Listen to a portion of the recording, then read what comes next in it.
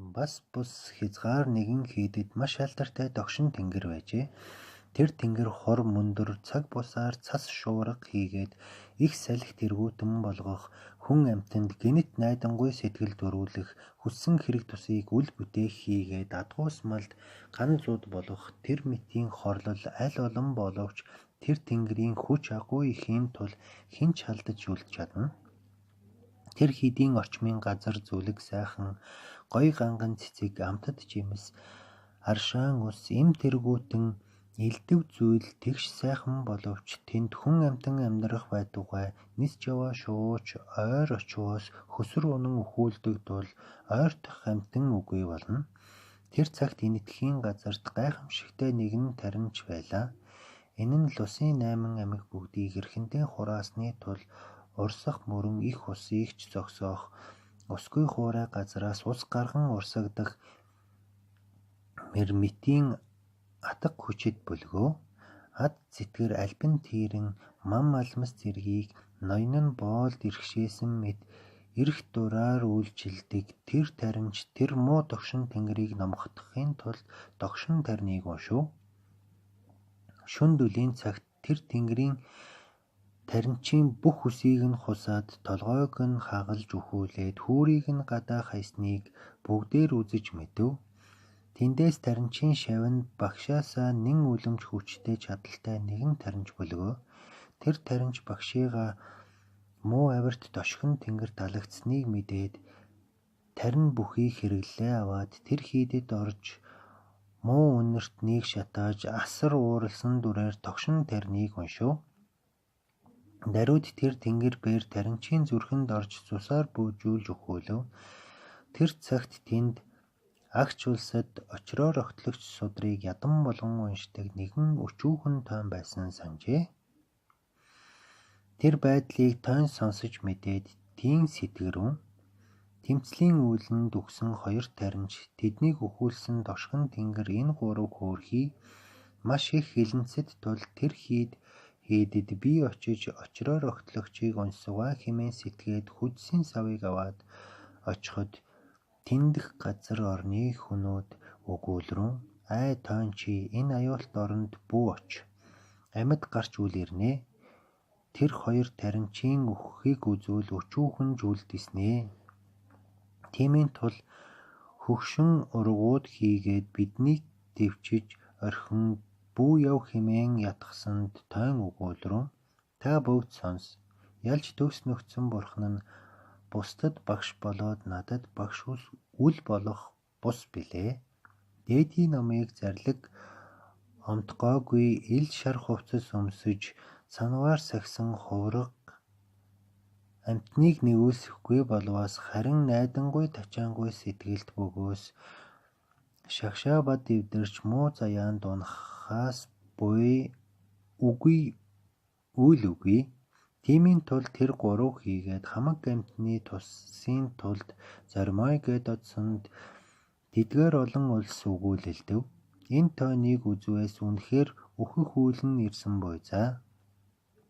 Хэрхэн ятгавч үл болдог ажгүй хэмээлдэв.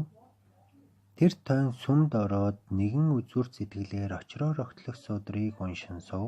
Шүн дүлийн цагт үүл гараад цахилгаан гэлбаан цахилаад газар ихэд хөдлөн догшин мөндөр орж их хүчит салхи болж мод унах уулхад нурах ба их далай долгилон цалгих хийгээд түүний дараа аимшигт дүрстэй амнаасаа гал бадруулан хамраараа утаа боргиулж элдэв зүйлийн муухай дуугаар хашгиран гартаа зүйл бүрийн эрт мэсүүдийг бариад өөр дүрстэй олон нөхдөөр хүрээлүүлсэн биеийн насар том биетэй аюул мэт чөтгөр болон хувирч ирээд сүмийн дотор орж ирэв. Тэр өчүүхэн тойн айх сүрдэх сэтгэл огт үгүй суун авай ай хөөрхий муу үлийн ирэхээр ийм дүрстэй их зовлонтой амтан болдог ажээ хэмээн өрөвдөн нэгүүлсэн сэтгэж очроор огтлогчийг уншин суухад түүнд халдаж тэмцэх сэтгэлгүй болж номын дуу сонсоод тэр чөтгөрийн дүр амарлингуй болов. Тэр чөтгөр хувилж өөрийн биеэр болсон тул Түүний олон нөхөд дарахж үгүй болов. Огторгуйн үйл арилж аливаа үйлээс сайхан болов. Тэр тэнгэр ганцаараа үлдэж ийн учруу. Хай таан би бээр атга хүч чадал их намайг газар дээр явах хүн байтугай хүн бос хэн бээрч үл чадах тул надад айх сэтгэл өчүүхэн ч үгүй билээ.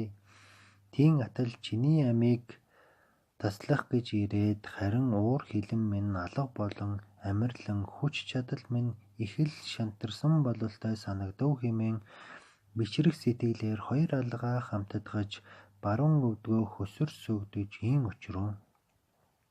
Хай таан намайг нэгүүлсэж энэ судрын дууг сонсгож сойрох хэмээн өтсөнд таан өгүүлрэн энэ номыг урд нөхцсөн түүнчлэн ирсэн борход номлосон болоо. Эдүүгээд их ялж төгс нөхцсөн борхон номлосон бэлгүүний чанад хязгаарт хүрсэн очроор огтлогч нэртэй их хөлгөн судар. Үүнийг уншаас бичвээс бичүүлвээс авбаас дууг сонсвоос элдв сайн үйл бүгд дэлгэрэх болно. Муу хилэн дүүл бүгдийг сонион арилгагч хадстдын атга хүч бүрэн огоот төгссөн судар болоо. Аливаа номыг номлогчийн багш хэмээн өргөн хүндэлдэг ёстой билээ. Ном сонсогчийг шав бөгөөд өглөгийн эзэн хэмээн багш нь асранд итгэж өршөөдөг ёстой билээ. Тиймийн тул би бээр номлож чи бээр сонсч үл болно. Тэр юуны тул хэмээвээс би бээр бурхны сургаалаар хилэн дүүл бүгдийг дэвчиж хамаг амтнд туслах зэрэг буйны үүлээс бус үйл явдал надад үгүй. Чи бээр дээрэнгүй амгтай болоод уур хилэн ихтэй нүгэл хилэнцгийг цээрэлдэггүй.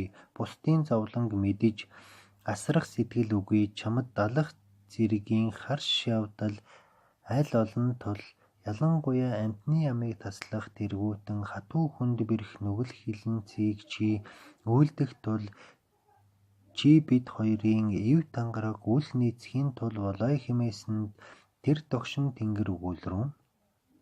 Би дүүгээс хойш аливаа нүгэл хилэнцгийг дэвчиж бурхны сургаалд орж бурхны шашинд тус хүргэсүгэ хэмээн ам авч очроор огтлогч номыг сонсож номд орж номхогдов.